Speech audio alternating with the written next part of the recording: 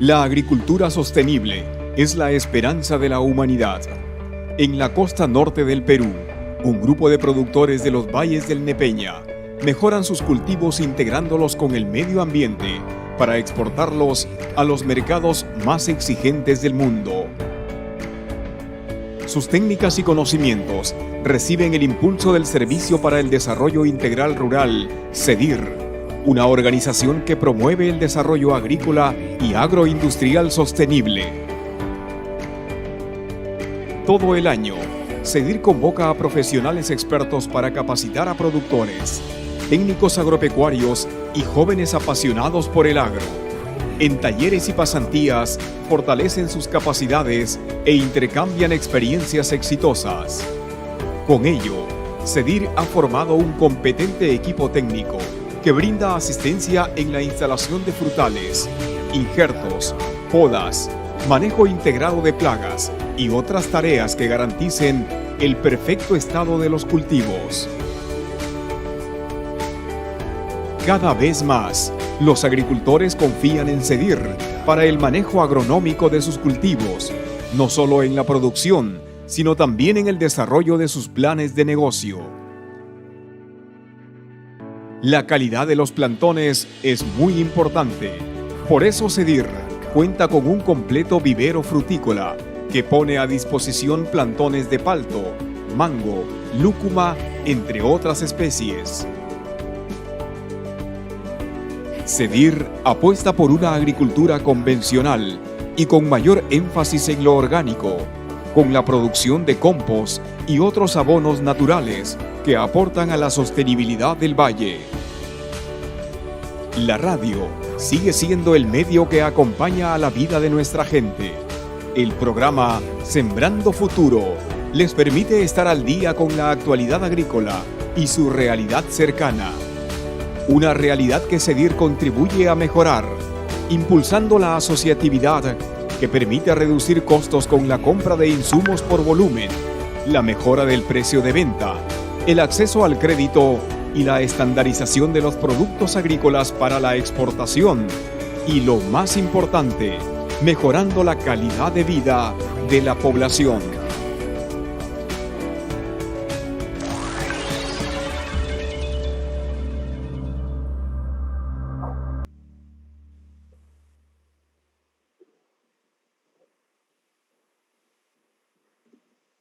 Amigos, a nombre del Servicio para el Desarrollo Integral Rural SEDIR, los saludamos y le damos la bienvenida a la charla virtual dentro de nuestro programa de desarrollo de capacidades. Para hoy el tema es manejo de la floración en el cultivo de palta. Nos acompaña el ingeniero agrónomo Miguel Ángel Gutiérrez Rodríguez, a quien vamos a saludar en breves instantes. Antes tenemos algunas indicaciones para ustedes. Les comento que el ingeniero Gutiérrez tendrá una ponencia de 50 minutos aproximadamente. Luego ustedes podrán hacer todas las preguntas para que el ingeniero pueda responder a cada una de ellas. Bienvenidos entonces, pónganse cómodos. Hoy nuestro tema en la charla virtual que organiza SEDIR es manejo de la floración en el cultivo de palto.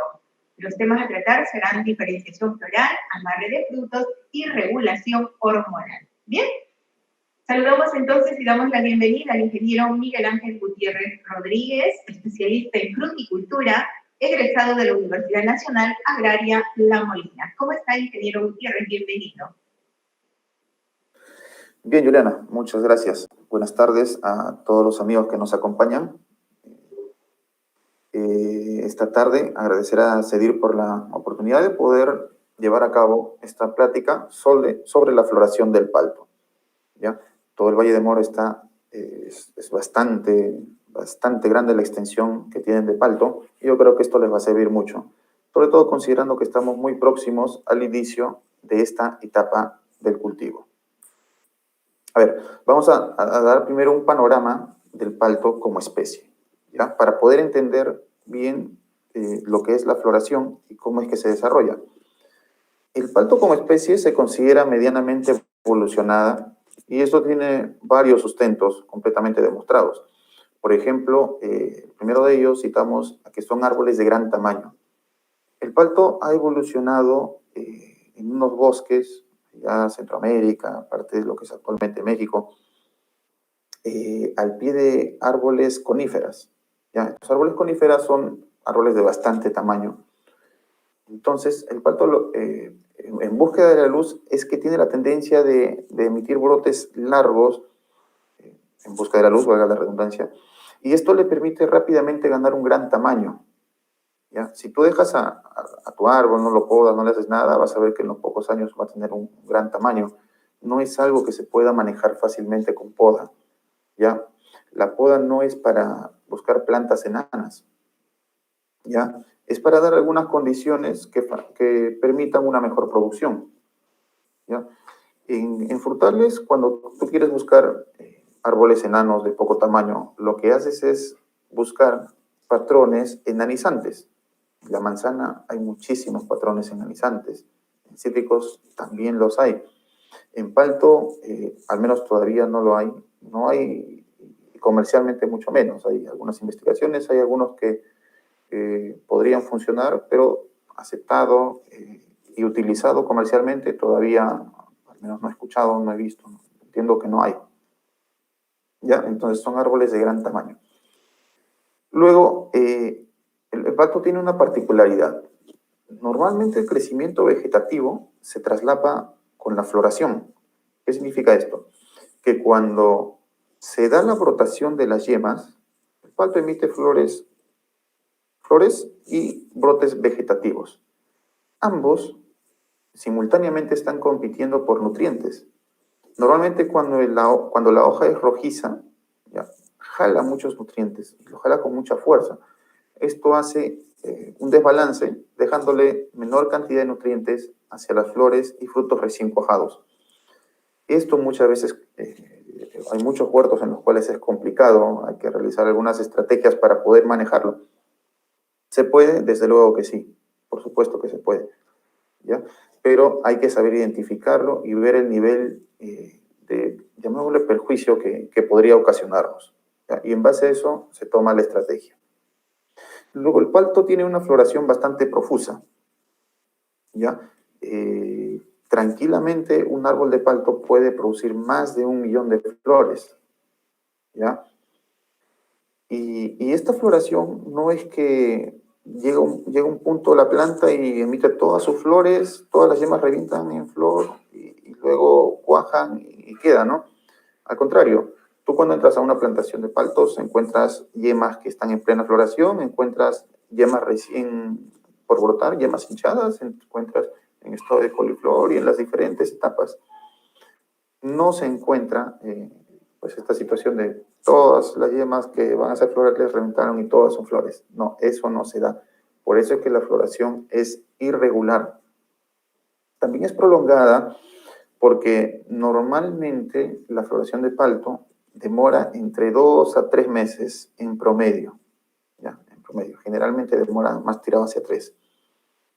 Desde el inicio de la floración hasta que sale la última yema con flor. ¿Ya?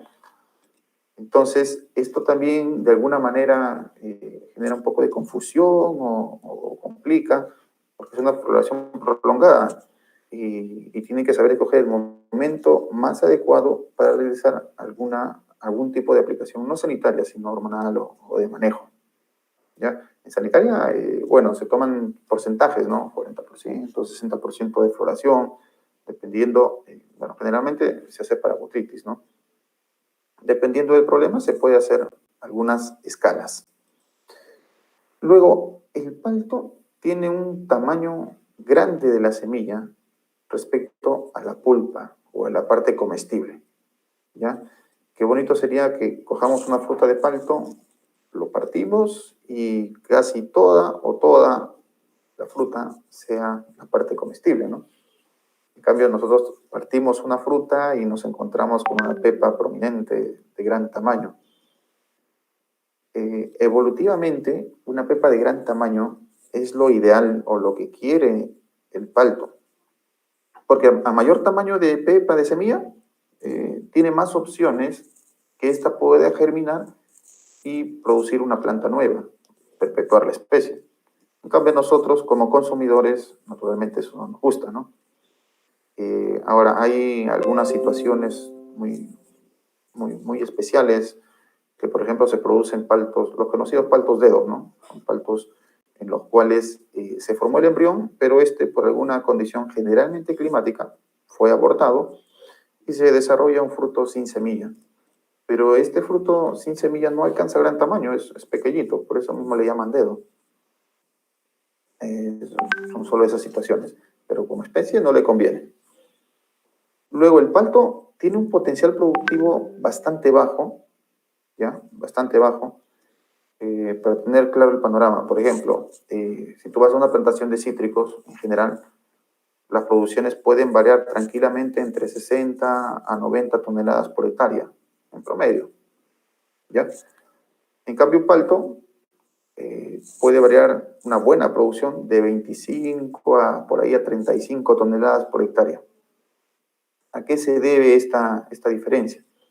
Lo que pasa es que el palto, su producto comercial, su fruto, el fruto que forma, es básicamente aceite. Entonces, la demanda energética para producir aceites es mucho mayor respecto a la demanda energética para producir un azúcar, para producir una proteína, un aminoácido, qué sé yo. Entonces, el aceite es mucho más demandante energéticamente. Entonces, le cuesta más al palto producir esos aceites. Y esto lo compensa con una reducción en la producción total. ¿Ya? Genéticamente no puede ir pues más allá de 35, poco más de 35 toneladas por hectárea. En promedio. Si tú juegas un poquito con la densidad, pueda que llegues un poquito más, pero son casos muy, muy excepcionales. ¿Ya? Entonces, aquí está la competencia, ¿no? Misión biológica menos objetivo comercial. Potencial productivo bajo, una floración irregular, profusa y árboles de gran tamaño. Eso es el palto. Ahora, vamos a ver algunas etapas previas a la floración, ¿ya? Aquí he considerado 3 etapas bastante importantes y que afectan directamente a lo que va a ser la producción, frutos cuajados, etc. ¿Ya? Estas son las etapas previas inmediatas que afectan directamente anuales, ¿no? ¿Qué labores tendríamos que hacer para que una vez llegada la floración tengamos mayores opciones de poder lograr mejores cosechas? La variedad más sembrada, no solo en el mundo, es la variedad Hass, ¿ya? En nuestro país, la producción fuerte o la producción se concentra básicamente entre mayo, junio, por ahí julio, ¿ya? Ahora, hay zonas donde tú puedes encontrar paltajas desde febrero y máximo por ahí septiembre a octubre, ¿ya? ¿Cuál es el detalle? Que mayo generalmente el precio es bajo porque salen la mayoría de lugares de producción de palto comienzan a cosechar en esta época, el precio baja sustancialmente. Entre febrero, marzo, por ahí hasta primera quincena de abril, puedes encontrar precios bastante buenos. Al igual, también la fruta trazada, aquella que sale julio, agosto, ya, son frutas que logran precios bastante interesantes. Antes se hablaba de adelantar al palto Hass, ¿no? Para poder aprovechar los precios, pero se ve de que mejores precios tú logras cuando más bien lo atrasas, ¿ya? Ahí tú puedes lograr mejores precios. ¿Qué más? Tenemos al palto fuerte. El palto fuerte es el palto más consumido en nuestro país, ¿ya? También se exporta, pero su periodo de anaquel, su periodo de viaje es menor, ¿ya? El palto Hass tolera mucho mejor los viajes, el palto fuerte un poco menos, ¿ya? Bueno, ahí está, desde marzo a noviembre se encuentra palto fuerte. Hacia los últimos meses del año es cuando cuesta más el palto fuerte, hay mayor escasez. Son pocas las zonas que tú puedes encontrar palto en esa época. Luego tenemos el palto sutano. Si bien el palto sutano se exporta, ¿ya? Las cantidades son bastante pequeñas. El palto sutano es una fruta notablemente más grande que Hass, en la mayoría, bueno, cuando crece mucho, en la base del fruto se raja. Esa es una tendencia natural del palto sutano. No le da tiempo a que la cáscara crezca y se fortalezca a la misma velocidad que crece la pulpa. Sin embargo, se exporta, bueno, naturalmente se hace una selección, ¿no? Pero en nuestro país lo utilizamos principalmente como patrón, ¿ya? En la mayoría de plantaciones sutano, pues van, cosechan, sacan la pepa, la semilla y la usan para propagar, ¿ya? Eso es para nuestra situación. El caso del Lettinger, bueno, también es una palta muy usada en ensaladas. También no está tan cultivada, pero bueno, ahí vale la pena mencionarlo. El palto naval es una palta generalmente redonda. Hay naval roja, naval azul. Su periodo normal de cosecha es a partir de agosto, septiembre, octubre, se puede mandar hasta diciembre.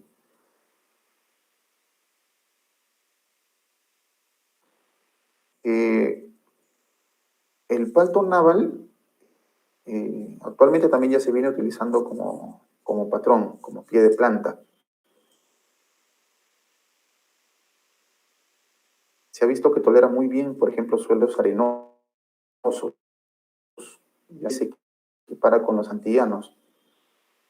Entonces, esta es una buena opción para poder innovar y ver otras opciones de manejo que nos permitan tener mayor diversidad genética en nuestro campo. A veces bueno, lo que se ha visto es que cuando ocurren fenómenos climáticos y tu frutal, tu plantación es genéticamente uniforme y ese factor climático le afecta a esa condición genética, entonces tienes más probabilidad de perder. Sin embargo, si en tu plantación tienes mayor variabilidad genética, sea cual sea la condición climática que se presente, si bien algunas se van a afectar, hay otras que no, y tu producción puede ser un poco más estable. Luego tenemos lo que es las paltas criollas. Bueno, estas se encuentran entre noviembre a marzo. Generalmente las paltas criollas en nuestro país son del tipo mexicanas, ¿ya?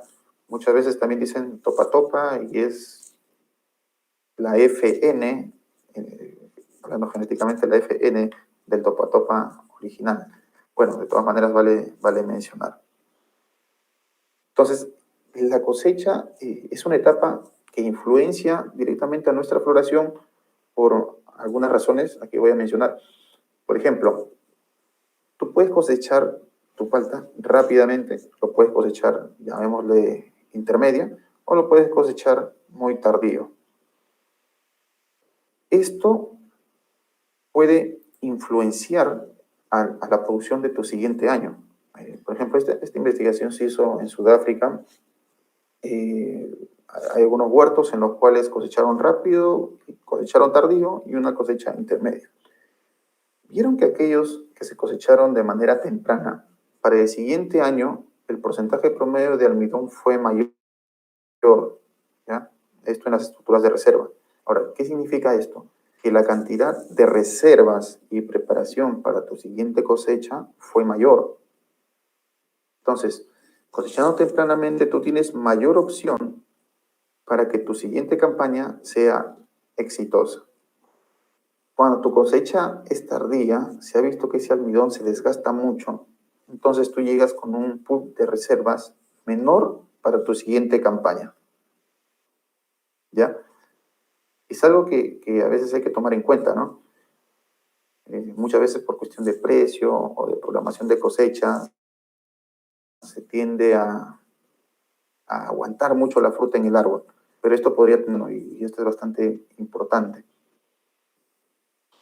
La época de descanso también es algo que generalmente se maneja inapropiadamente, ¿ya? Cuando dicen la planta tiene que descansar, lo interpretamos como quítale completamente el agua por 2, 3 meses, ya no lo riegues, como que abandónalo, por así decirlo, ¿no?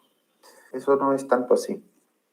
La palta es un cultivo que necesita agua para vivir, al igual que cualquier otro cultivo. Cuando tú más bien le quitas agua, lo que generas es que la planta se estrese a tal punto que genera amonio en las hojas, las cuales en su intento por querer expulsar, lo lleva hacia los bordes y esto genera quemaduras.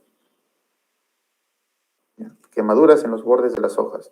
Entonces, a veces se dice, oye, mira, tienen quemaduras, son sales, pero estamos escapando al principal factor, que es un estrés crónico, un estrés bastante fuerte que se le está generando al frutal y realmente es innecesario.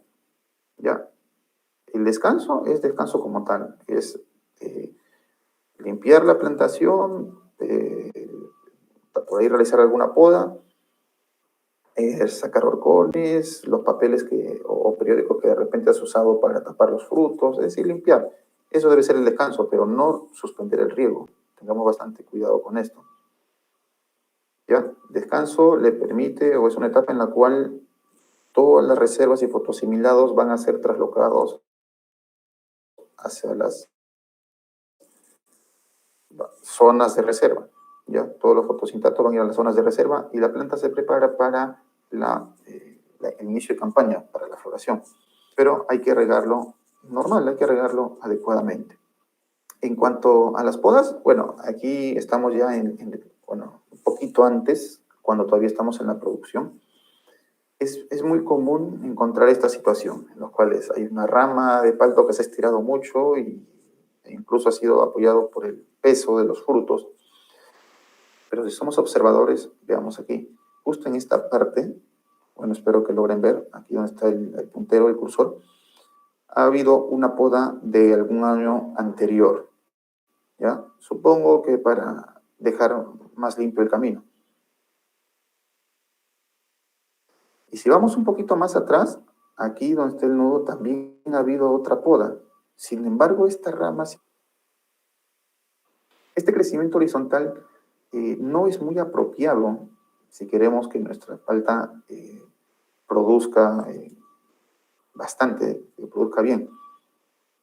Al contrario, si ya creció hasta aquí, lo que tenemos que hacer es en la poda hacerlo retroceder, si es posible hasta acá, ¿ya? Para que genere brotes verticales. Ahora, ¿por qué menciono esto? Mira, la misma planta en estas situaciones te está pidiendo que la podes. Aquí está brotando. Tú tienes que podar justo adelante. ¿Por qué? Porque estos brotes, que muchas veces o muchos podadores tienen la costumbre de cortarlos, eliminarlos, son los más productivos. ¿Ya? La mejor fruta y en mayor cantidad viene de brotes jóvenes. ¿Ya? Ahora, este es un brote que está en proceso de crecimiento, o sea, este no te va a florear, olvídate, eso no va a suceder. Pero en la siguiente floración, este es el que va a sostener mejor fruta y en mayor cantidad. Esos, los comunes chupones, esos que crecen y se estiran bastante largo, son los que más debemos de cuidar. Aquí, por ejemplo, es una situación similar. La planta se ha echado, pero por la cantidad de fruta. Está bien cargado. Si tú ves, son hojas fuertes, son hojas jóvenes.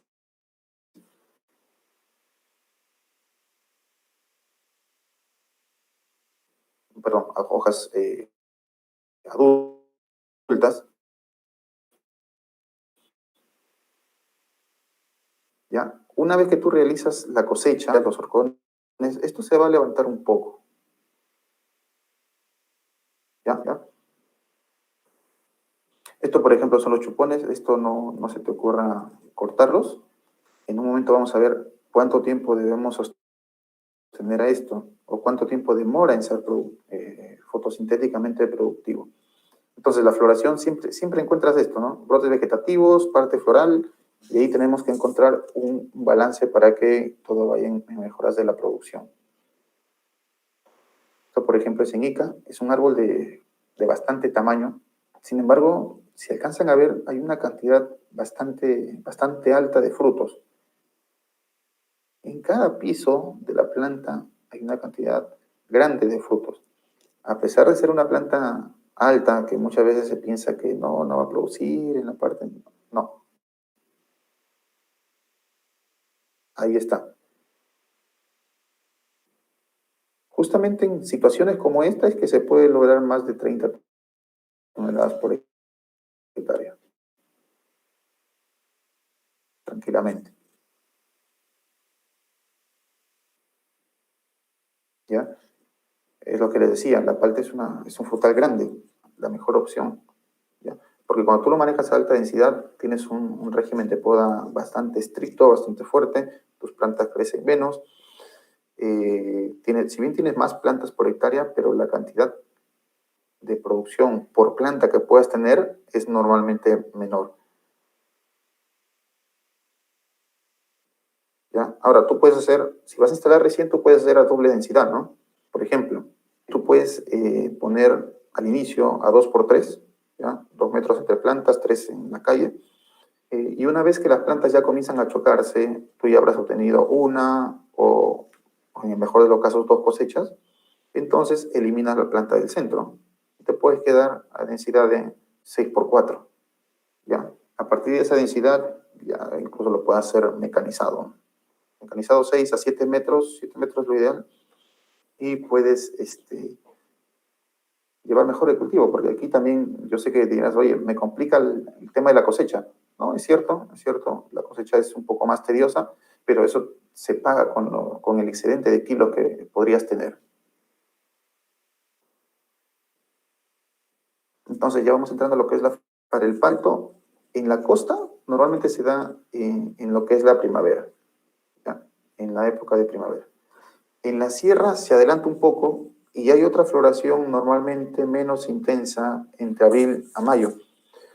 Ahora, esta floración que sale entre abril a mayo, esta floración adelantada, también se consolida en frutos, ¿ya? Pero es algo que no, o sea, normalmente no tienes que asustarte o decir, mira, ya va a comenzar mi campaña, se adelantó, o sea, no pasa así, es una floración normal que se pueda dar. Si tú evalúas estos frutos, cuándo salen o cuántos llegan para cosecha, vas a ver que en el camino la mayoría se va a caer, muy pocos van a llegar a la cosecha y realmente no sé qué tanto valga la pena tener que concentrarse en esos frutos que salieron adelantados. O sea, normalmente no se le hace caso, en la mayoría de los casos, no en todos. Durante el proceso de la floración, bueno, como ya les mencioné, dura más o menos 3 meses, más o menos. Hay zonas donde lo cuantifican exactamente y puede ir 2 meses, 2 meses y medio, pero en promedio, llamémosle ya 3 meses. Entonces, todo origina a partir de yemas. Entonces, las yemas pueden ser vegetativas y producen un brote vegetativo. Y el otro es, ¿qué es lo que ocurre para que estas yemas se puedan convertir en yemas florales? ¿Ya? ¿Qué es lo que pasa? Ocurre un fenómeno, un proceso llamado diferenciación floral, que va a permitir que estas yemas puedan transformarse en yemas florales, para luego producir flor o flores y brote vegetativo, que son las conocidas como yemas mixtas o brotes mixtos, ¿ya? Pero entonces aquí entra el término, ¿qué cosa es la diferenciación floral? ¿Ya? Esta es la yema del palto, ¿ya? En el lado derecho está dibujado en blanco y negro, para poder entenderlo mejor. En la punta, ¿ya? En la punta y cubierta por estos primordios foliares y por estas escamas, se encuentra el meristema apical, que es la zona de bastante actividad a nivel microscópico, bastante pequeña. Y todo esto está soportado en el eje caulinar, ¿ya? Entonces, la yema del palto es un órgano externamente cubierto por escamas y acumula reservas en su base. Y la parte más interna está constituida por un pequeño eje caulinar, ¿ya? Es sobre el cual se soporta y salen todas las estructuras. Ahora, esta yema está temporalmente bloqueada en su crecimiento y sobre esta se insertan los órganos preformados, ¿ya? Es decir, una vez que ocurre la diferenciación floral, van a comenzar a ocurrir cambios, se va a dar la formación de las flores, o sea, brote mixto o brote netamente floral, se va a dar dentro de esta yema. Cuando ya se da la brotación o el crecimiento, sencillamente esto lo que hace es estirarse, ¿ya? Pero dentro de la yema en miniatura ya se ha dado esa formación. ¿Estamos claros? Eso es lo que ocurre dentro de la yema, no solo del palto, sino de cualquier frutal. Entonces, las yemas florales de palto comienzan a partir de yemas vegetativas. Puede ocurrir un estrés o alguna condición que va a favorecer el inicio para este cambio. Ahora, cualquier factor de estrés, de intensidad y duración suficiente puede provocar inducción floral. Inducción floral es ese factor que da inicio a los cambios dentro de la yema. ¿Ya? Esa es la inducción. Normalmente para nosotros, bueno, en costa, se da más o menos entre abril o mayo, que es la época de otoño, más o menos. Y la diferenciación se da más o menos junio-julio. ¿Ya? O sea, en estos momentos, si tú coges algunas yemas de tu palto, lo llevas a un esteroscopio y lo comienzas con una pinza especial a retirar las escamas y las yemas, llegas hasta la parte central y tú vas a ver ese inicio de floración, ¿ya? Porque en este mes ya se está dando la diferenciación floral. Entonces, la inducción es ese factor que va a dar inicio a los cambios dentro de la yema. Bastante se asocia al estrés, ¿ya? En zonas donde la floración es un problema, es muy necesario aplicarle un estrés a la planta para que pueda florear. En cambio, nosotros estamos bendecidos, por así decirlo, estamos en Perú y aquí la floración normalmente no es problema, ¿ya? Tú le hagas algo o no le hagas nada, tu palto florea, ¿ya? Florea de por sí. Sin embargo, en estas zonas donde se necesita dar un choque, un estrés, algo, para que floree, hay diferentes formas de darle estrés, ¿no? Cualquier tipo de estrés va a favorecer. Por ejemplo, las bajas temperaturas sí ocurre y se da. Suelos con estrés de agua, ¿ya? Suelos anegados.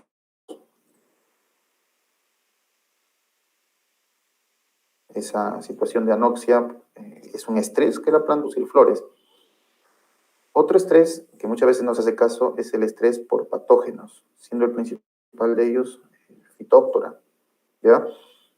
¿Qué es lo que pasa? Phytophthora viene, llega a las raicillas de medio centímetro,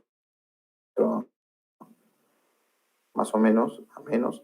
Entonces comienza a infectar y lo que hace es generar una herida, una lesión en la raíz, ¿ya? Que entorpece la absorción de nutrientes y agua. Entonces la planta, al no poder jalar nutrientes y agua, visualmente, ¿ya? Tú ves una planta triste, por eso también le llaman la tristeza del palto. Dices, oye, pero está bien regada, ¿por qué se ve así?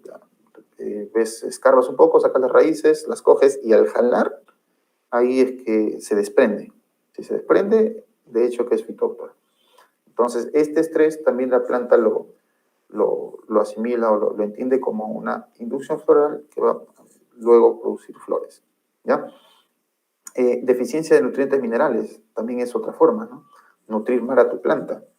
Una planta débil, cuando llega el periodo de floración, seguro han visto, florea profusamente, ¿ya? Y todas esas flores, o la gran mayoría, son flores determinadas, ¿ya?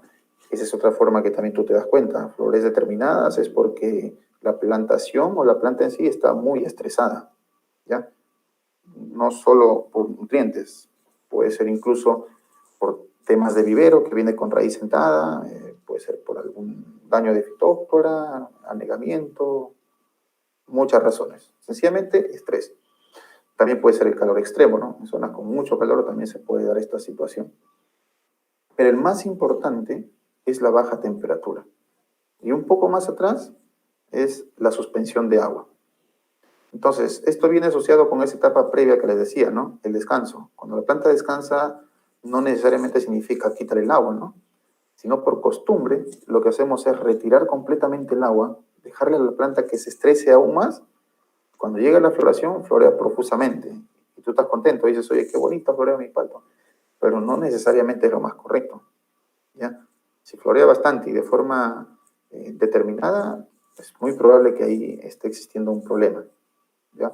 Entonces, para saber si hay un problema, también tienes que ver la cantidad de hojas que tiene esa planta y de ahí comienzas a armar tu esquema de trabajo para que esa situación no se dé, ¿ya? Esto en cuanto a las yemas florales del palto.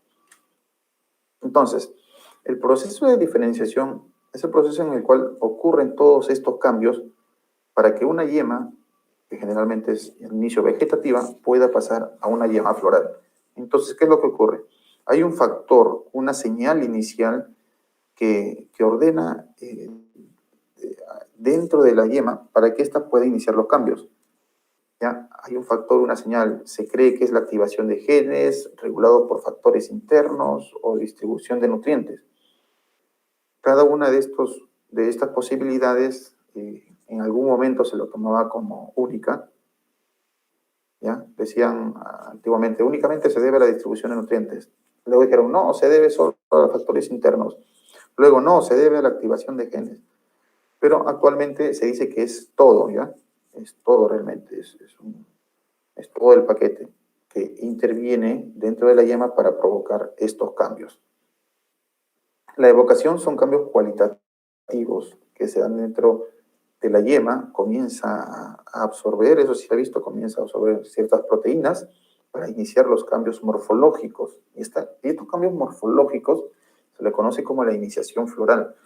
Dentro de la yema comienzan a generarse las estructuras en miniatura de lo que va a ser la flor, panículas y brotes mixtos, todo lo que se tenga, ¿ya? Finalmente, cuando esto ya se manifiesta y brota, ya recién ahí tú obtienes tu yema floral. Se da la formación de primordios florales. Eso es más o menos las etapas que pasa durante el proceso de diferenciación floral. Entonces, hay algunos factores que estimulan la floración. El principal de ellos es el descenso de temperatura, ¿ya? Se ha visto que para que la palta pueda florear, basta que la planta sienta ese quiebre, ese descenso de temperatura, ¿ya? Ahora, ese descenso de temperatura no es lo mismo en Cañete, en Chincha, que en Olmos, o que en La Libertad, o que en Ica, ¿ya? Cada una de estas localidades tiene un régimen de temperatura diferente, pero existe un quiebre, un descenso, que nosotros normalmente no podemos percibir, pero la planta sí, ¿ya? Entonces, la planta entiende este quiebre, este descenso de temperatura para la zona en la cual se está desarrollando, ¿ya? No es lo mismo aquí que en California. Allá tienen otro régimen de temperatura. Sin embargo, también siente el quiebre para California, aquí se siente el quiebre para Perú, para cada zona. Ocurre ese descenso, entonces la planta comienza comienzan los procesos para la diferenciación floral. En cuanto a la radiación solar, ¿ya? La radiación solar se ha visto que la baja radiación solar estimula el inicio de las flores. Y una alta radiación solar estimula la floración, ¿ya?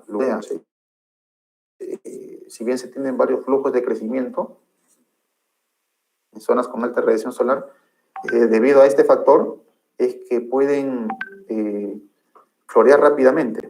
Un segundo, disculpen. También tenemos el estrés que les venía mencionando. El estrés es un factor bastante usado, pero no el más apropiado, porque estás desgastando a tu planta, la estás castigando, y esa no es la idea, ¿ya? Luego tenemos al fotoperiodo. Menciono el fotoperiodo porque, nada más para aclarar, el fotoperiodo son las horas luz que recibe una planta, ¿ya? Eso varía, hay plantas de días largos, plantas de días cortos, pero el palto es completamente insensible al fotoperiodo, es decir, no le afecta. Por eso es que en sierra, en zonas altas, tú puedes tener palto, al igual que a nivel del mar. En ambas situaciones florea sin problema. Si fuera afectado por el fotoperiodo, en zonas de días cortos, o te vas a la sierra, en partes altas, donde el día podría durar menos, podría o no darse la floración. ¿Ya? Ahora, el desarrollo floral, este se da por 11 etapas, ¿ya? Esto ha sido descrito ya hace varios años. Se han seleccionado 11, se han identificado 11 etapas, desde la etapa 1 a la etapa 11. ¿Ya? Sobre aplicadas de identificar, ¿ya? Pero igual así son bastante importantes. Por ejemplo, la etapa 3 es de suma importancia para el proceso de floración. La etapa 8 es de suma importancia para el proceso externo o acciones que podamos hacer para promocionar la producción o frutos grandes. ¿Ya? Y la etapa 11, bueno, y esta ya es la de la floración en sí, ¿no? Flores abiertas, donde ocurre la fecundación. Entonces, entre las a veces es un poquito complicado reconocer importantes. En estas etapas, cuando vemos ya brotes elongándose a punto de madurar, podemos realizar actividades que favorezcan su crecimiento y establecimiento. ¿Ya? No tengamos miedo a promocionar el crecimiento vegetativo, ¿ya? Es todo lo contrario, nosotros tenemos que estimular, dar las flores, y estas flores en mayor producción, mayores kilos. Por ejemplo, incluso aplicaciones de manganeso, de zinc, en estas etapas ayudan bastante.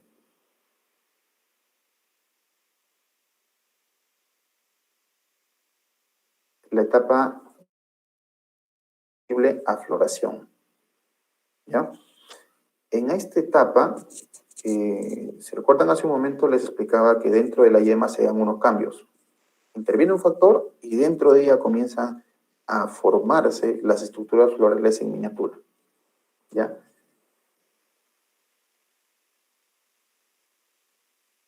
Si esta yema está generando esos cambios en el estado 3, hacer que ese proceso retroceda o se entorpezca. ¿Ya? Significa que si esa yema ya está determinada a floración, hagas lo que hagas, no va a retroceder. Si estuvieras en el estado 2, ¿ya? Y se está dando esta preformación de órganos florales, y tú, por ejemplo, no sé, puedes inducirlo con gibberelinas o algo que estimule la brotación rápida, ese proceso se puede entorpecer o ralentizar. Pero si ya has llegado al estado 3, determinación irreversible de floración, y tú aplicas esa acción, hagas lo que hagas, esa yema va a florear sí o sí. ¿Ya? Esto es de vital importancia, por ejemplo, en las zonas altas donde tenemos varios flujos, ¿no? Ahí podemos ver. Otra forma, bueno, hay formas de tú darte cuenta cómo reconocer el DIF. Puedes sacar yemas e injertarlas, es decir, la obligas a brotar. Y ves que si sale floral es porque ya puedes obtener flores a partir de esos brotes. Y si no, bueno, es vegetativo, bueno, hay que esperar. Entonces, en esta etapa 3, les decía que es muy importante, porque si tú ya la identificaste, recién ahí tú podrías comenzar con las podas. Si tú lo hicieras antes y podas, vas a obtener naturalmente una brotación, porque cuando tú podas, lo que haces es obligar a esas yemas a brotar. ¿Ya? Entonces va a brotar, pero lo va a hacer como brote vegetativo. Si tú podas muy temprano, obtienes brotes vegetativos y perdiste notablemente tu floración principal. Sin embargo, después del DIF tú podas y no hay ningún problema. Vas a obtener flores sí o sí. ¿Ya? Aquí funcionan bien los estimulantes del crecimiento, proteínas, poliaminas, puedes aplicar algas, aminoácidos. Este es el mejor momento. ¿Ya? La otra etapa sumamente importante es el estadio 8. ¿Ya? Es también conocido como la etapa de coliflor. En este estado se caracteriza porque las flores, si bien no han abierto, pero ya están formadas, están cerradas, dentro de estas flores ya se forma el polen, está listo para la reproducción. El óvulo igual, ya se formó el óvulo. Entonces, este es el mejor momento para muchas aspersiones al follaje. sean reguladores de crecimiento, calcio, boro, zinc. Este es el mejor momento. ¿Ya? Bueno, aquí ya llega la flor completa. Aquí hay que ver el estado de la calidad de la flor.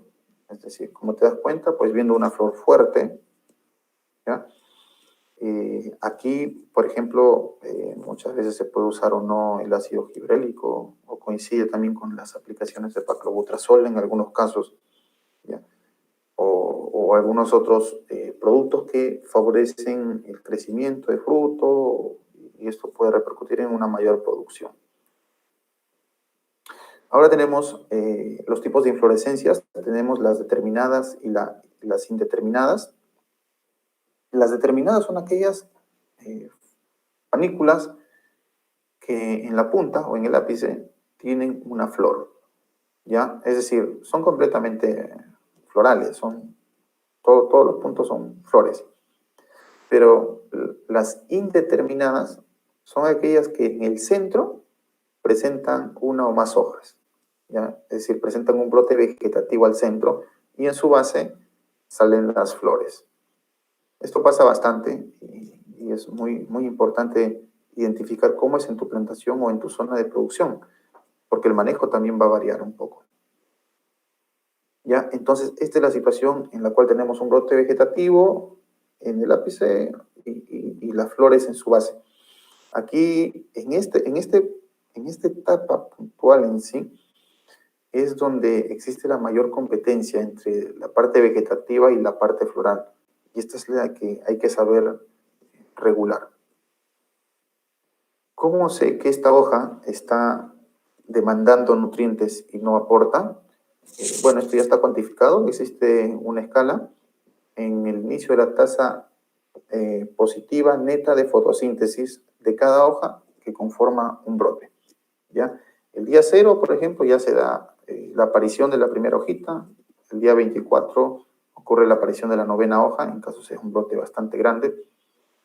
Pero lo que se ha visto es que el día 18 la hoja comienza a ser activa fotosintéticamente. Es decir, en lugar de absorber, comienza a aportar. Entonces, son apenas 18 días de competencia, ¿ya? Entonces, esto significaría que no necesariamente, puede retroceder, esta competencia es tan fuerte, ¿no? Es algo que se puede manejar, regular, porque si yo quisiera promocionar más crecimiento vegetativo, ahí te lo dejaría, porque estos brotes indeterminados son los que tienen mejor cuaja, mejor amarre de fruto, ¿ya? Entonces son solo 18 días en los cuales existe esta competencia y a partir de ella es que va a comenzar a aportar fotosintatos. Bueno, y un brote íntegro tarda aproximadamente 40 días en alcanzar la tasa neta fotosintética de fotosíntesis. Esto es lo que le decía, miren, este es un estudio bastante interesante en el cual se comparó flores determinadas y flores indeterminadas, ¿ya? ¿Y cuánto aporta el rendimiento cada tipo de flor? ¿Ya? No se vayan a confundir aquí. Por ejemplo, la determinada, esa que termina en flor, tiene mayor probabilidad ¿no? de cuaja. La indeterminada tiene menor posibilidad de cuaja y la diferencia es grande. Sin embargo, la contribución al rendimiento, esto se invierte. La determinada aporta mucho menos al rendimiento, la determinada aporta mucho menos al rendimiento que la indeterminada.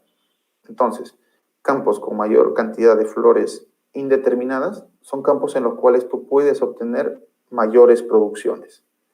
En resumen, esto es lo que muestra el estudio y es algo que se ve bastante en los campos.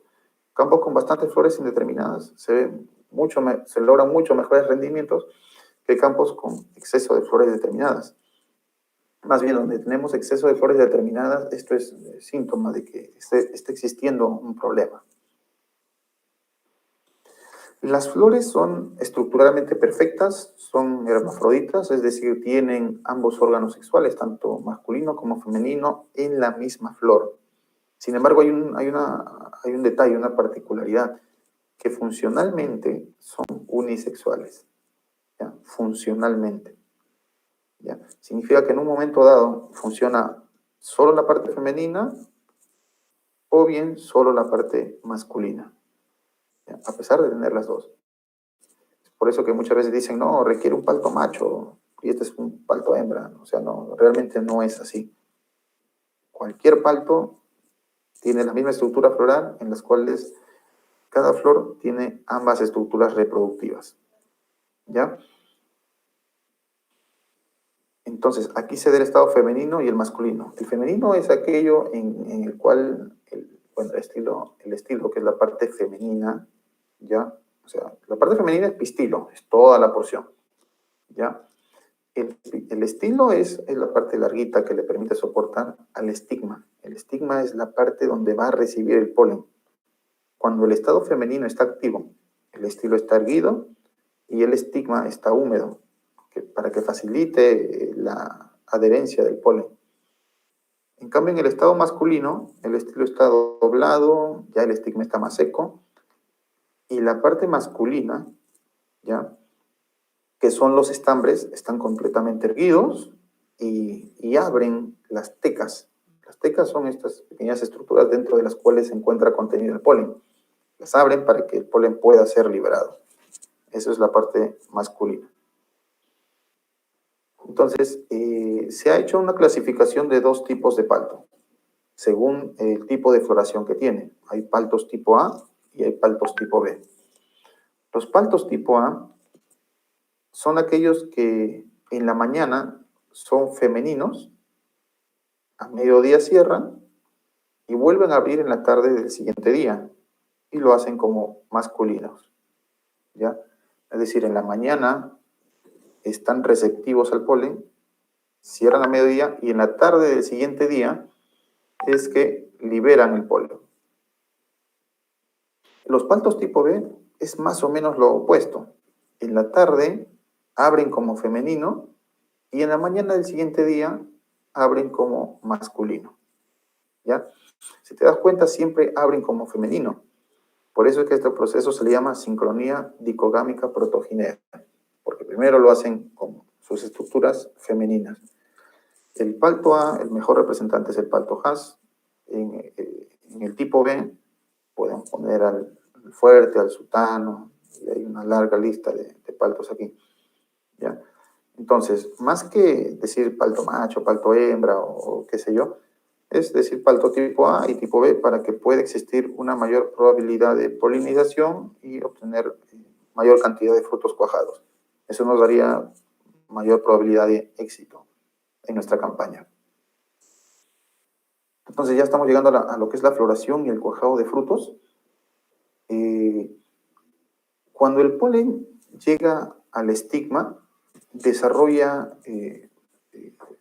se da el desarrollo del tubo polínico, se comienza a desarrollar para que entren los espermios y puedan fecundar al huevo ocigoto y a los núcleos polares, y eso se da durante el proceso de lo que es la doble fecundación, que es la formación del fruto, ¿ya?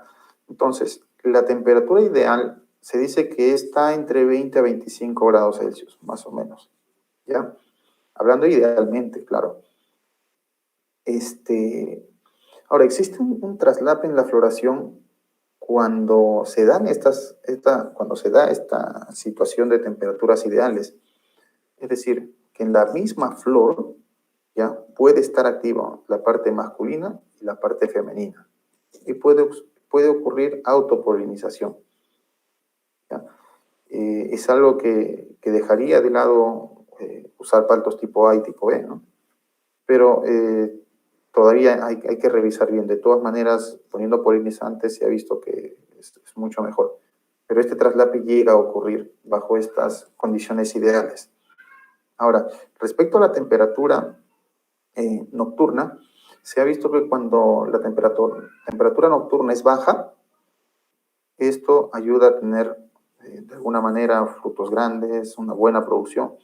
En cambio, cuando tu temperatura nocturna es un poco alta, ¿ya? Alta al promedio, Lo que pasa es que tus frutos pueden salir muy pequeños y tu producción se puede ver comprometida, básicamente porque la planta seguiría trabajando de noche, seguiría respirando, y eso genera un desgaste. La respiración es quemar nutrientes. Al haber menos nutrientes, tu fruta se puede ver comprometida y salir más pequeña. Esto se ha visto bastante en zonas con estas características. En cuanto a la caída de frutos cuajados, fuertemente se ven dos situaciones, ¿no? Una es la caída que en costa se da más o menos entre noviembre y primera quincena de diciembre, y hay otra que se da un poco después en verano, más o menos fines de enero, febrero, se dan esas dos caídas. Eso es algo normal, muchas veces se asustan y quieren buscar productos que ayuden a que la fruta se quede en el árbol, pero no se puede manipular tanto así, porque cuando se da esta caída, va a ser más o menos marcada dependiendo qué tan preparada ha venido tu planta. Y esto depende de todas las acciones previas que has podido realizar. Entonces, ¿cuáles son esas actividades previas que hubieras podido realizar para reducir notablemente las caídas de frutos? Aquí les voy a mencionar algunos. Por ejemplo, la nutrición mineral. La nutrición mineral es bastante importante y en la mayoría de campos que se ven es lo que menos interés se presta, ¿no? A veces dicen, no, yo ya tengo ya mis tantos sacos de urea o no sé, mi sulfato, mi fosfato y qué sé yo, ya tienen sus dosis y piensan de que eso es una dosis para su plantación y que eso les va a funcionar siempre. Esto es un error completo, ¿ya?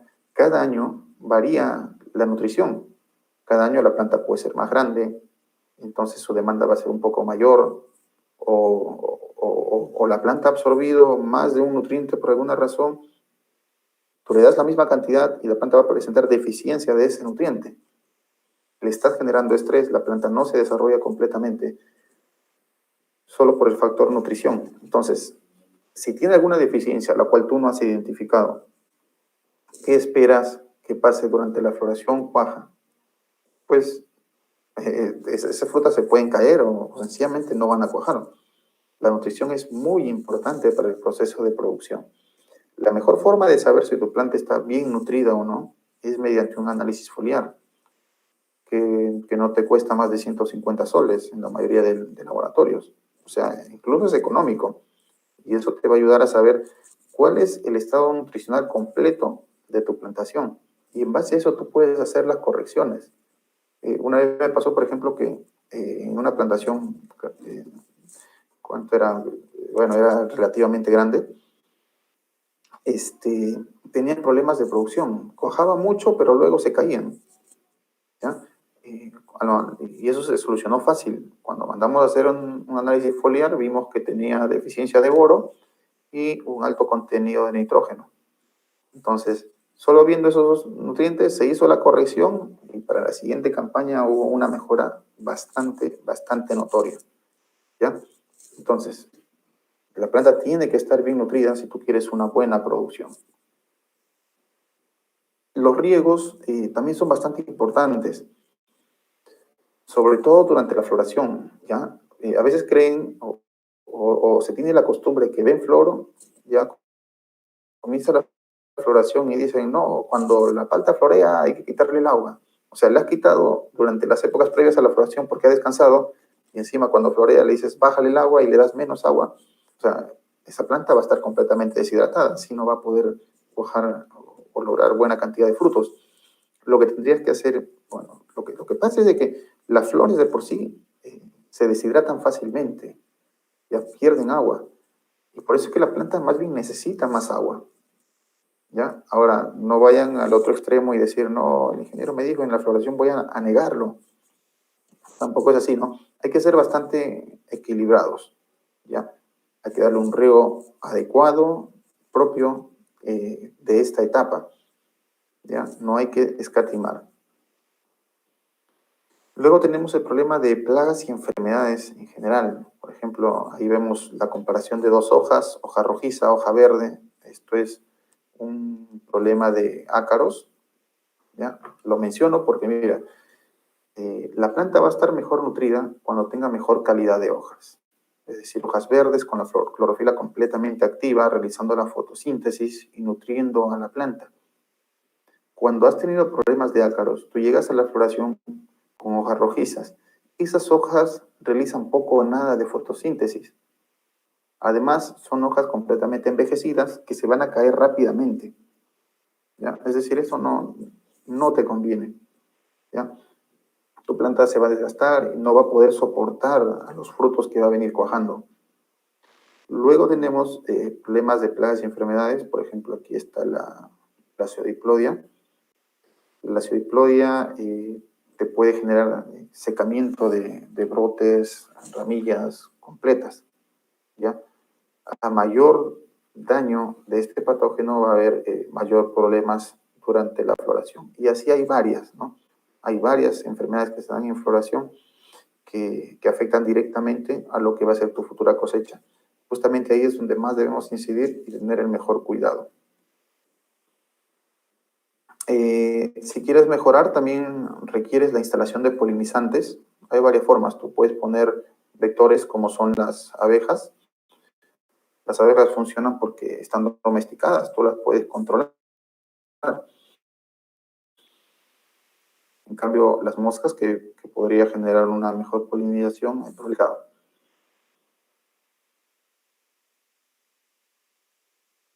¿Ya? Normalmente se recomienda a partir de 8 a más colmenas por hectárea, ¿ya? Si es que tienes por ahí hasta 20% bestial. Mientras más tengas, es mejor, ¿ya? En cuanto a los polinizantes, árboles, ¿ya? Hay más o menos alrededor del 8%, lo cual es bastante porque cada árbol te ocupa un espacio considerable. Hay otra forma, ¿no? Que tú injertes una rama o un brote de un árbol con el polinizante. Por ejemplo, esta es una plantación de Hass en la cual se ha injertado una yema de sutano, ¿ya? Es decir, esto va a salir, va a florear y va a ser más o menos coincidente con la floración del palto Hass. No es el más coincidente, pero bueno, algo funciona. Ahora, cuando produce los frutos, aquí viene el tema, ¿no? Porque pesan y lo dobla fácilmente este brote. Lo mejor es sacarlo, porque la función de ahí, lo que tú quieres es sencillamente flores, ¿no? Bueno, eso ya, las opciones, ahí hay varias y las puedes ver en el camino. Luego tenemos el uso de fosfitos, también de paclobutrazol. Por ejemplo, el paclobutrazol es un inhibidor de gibberelinas, interviene en la fase 2 de formación de las gibberelinas. Lo que hace es, se le conoce activamente como achatar el brote, ¿ya? Cuando ves que está tu floración indeterminada con el brote rojizo al centro, cuando ves que está brotando, algunos estilan aplicar el paclobutrazol para achatar ese brote, ¿ya? Entonces, ese brote cree que la competencia va a ser menor respecto a los frutos, ¿ya? Tiene efectos positivos, ¿ya? Por ejemplo, ayuda a tener una mejor cuaja, ¿ya? Ayuda a que los frutos logren un mejor tamaño. Cuando tú excedes o aplicas mucho paclobutrazol, generalmente foliar, lo que hace es que los frutos salgan bien redonditos. Y lo podrías confundir con deficiencia de zinc, ¿ya? Hay que tener bastante cuidado con eso.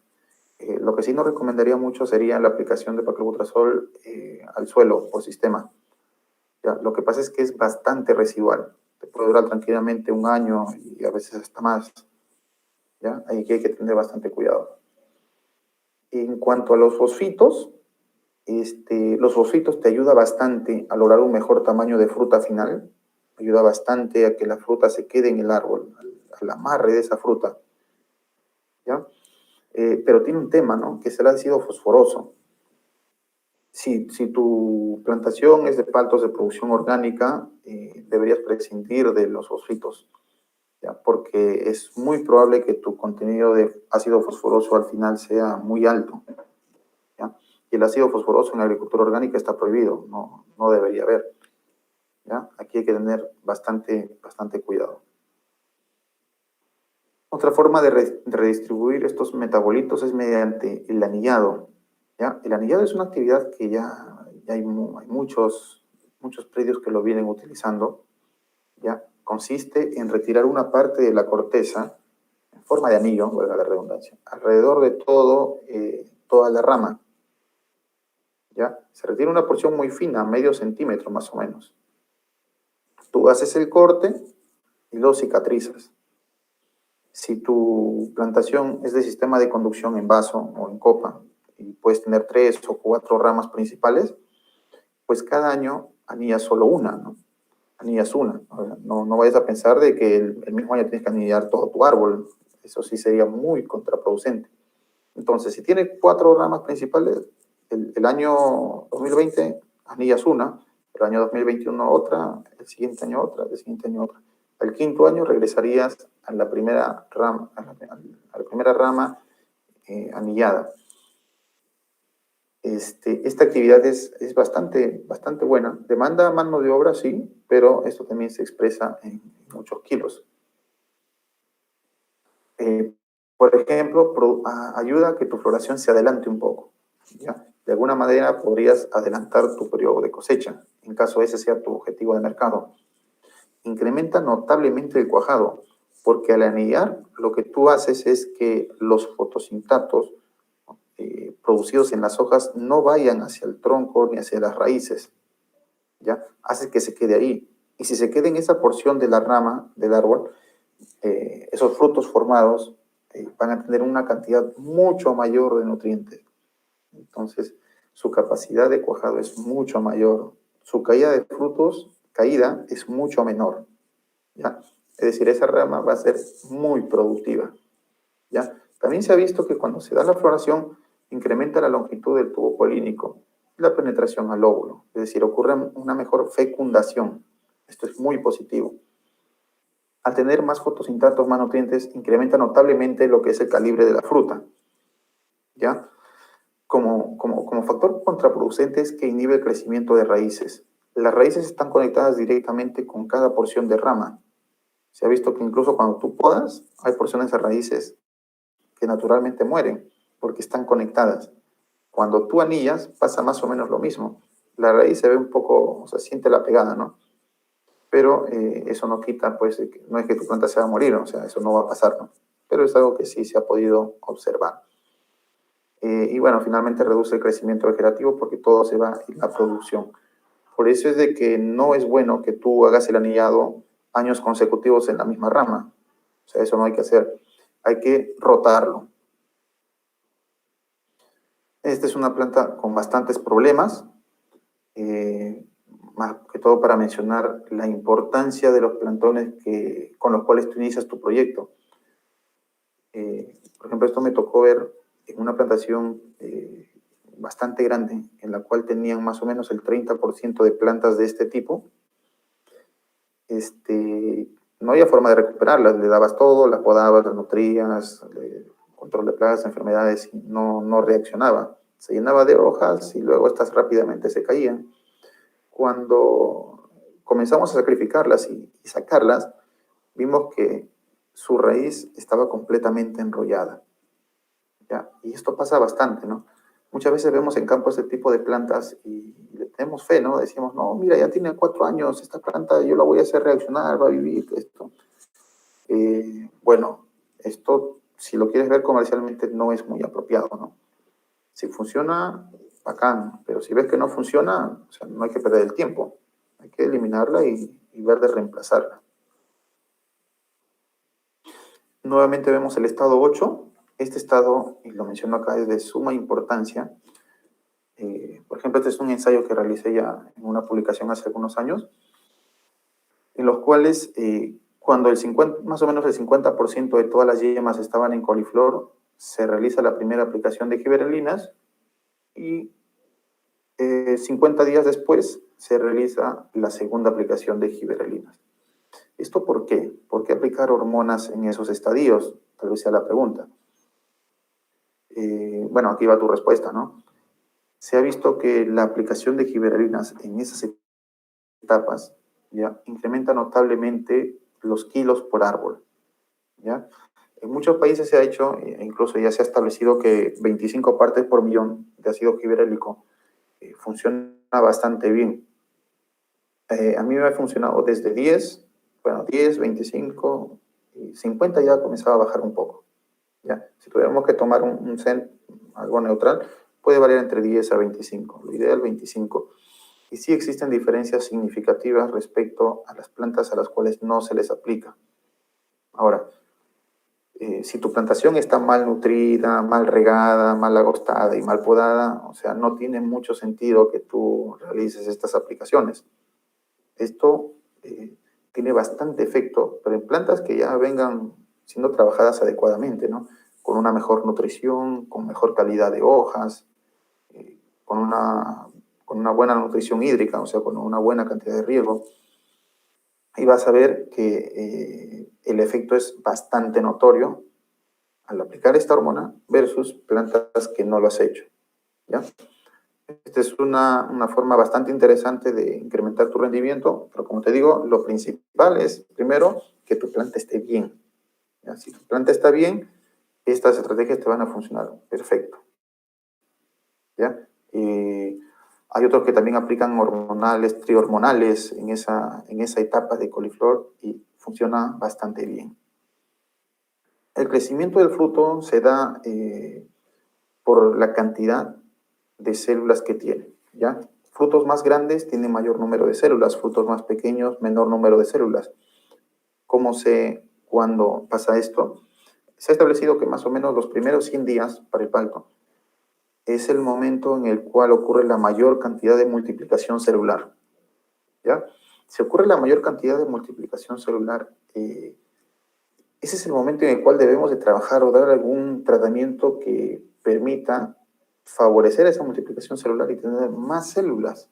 Al tener más células, ese fruto va a ser de mejor tamaño. Entonces nosotros apuntamos a los primeros 100 días, estado de coliflor, por ahí inicio de cuajado, frutos pequeños. Entonces, ¿qué regulador de crecimiento, qué hormona podríamos aplicar para ese fin? Por ejemplo, las citoquininas, ¿ya? Este es un ensayo que también hice con citoquininas aplicadas en estado de coliflor y 50 días después a 50 ppm. Es muy notoria la diferencia, ¿ya? Es muy notoria. Las flores que recibieron citoquininas son bastante grandes respecto a los testigos. Y los frutos obtenidos de estas plantas o flores que recibieron la citoquinina normalmente son más grandes versus o en comparación con las testigos, ¿ya?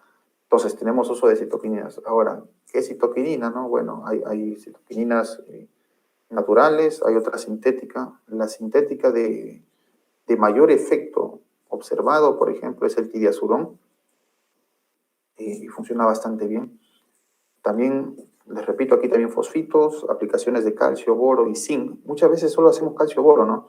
Decimos que le aplico en floración calcio, boro. No, ahí estamos olvidando la gran función del zinc, activador enzimático, promotor de proteínas esenciales. Tiene muchas aplicaciones o muchas funciones sumamente importantes durante la floración. No debemos perdernos esto. En cuanto a foliares, calcio, boro, zinc durante floración. Entonces, bueno, aquí ya hemos visto algunas recomendaciones respecto al cultivo del palto. La idea es llegar a esto, ¿no? Plantas jóvenes, hojas en muy buen estado y sobre todo muchos kilos de fruta en las plantas. Bueno, ahí les dejo mi correo. Si tienen alguna duda o quieren ver alguna, no sé, asesoría, algún proyecto, ver algunas cositas, pueden contactarme, me escriben por correo y lo podemos conversar. ¿Estamos de acuerdo? Bueno, eso sería todo por este día, Juliana.